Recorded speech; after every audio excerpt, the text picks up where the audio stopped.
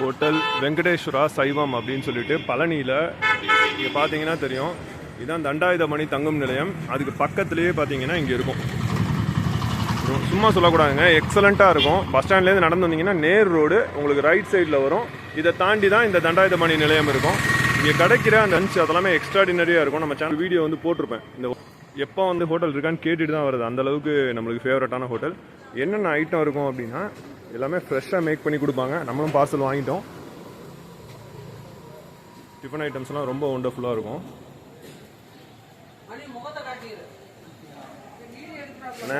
என்னென்ன தோசை போடுவீங்க?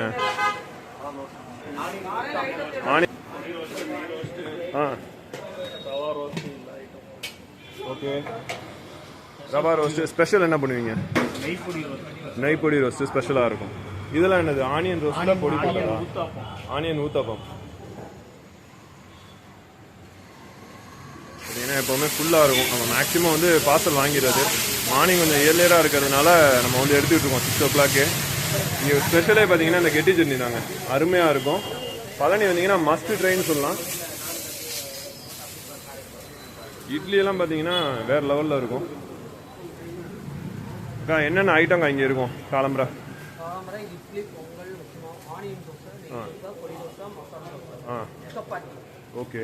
மத்தியானம் லஞ்ச் சாப்பாடு, பொரியல், அப்புறம் எவ்வளோக்கா மத்தியானம் சாப்பாடு?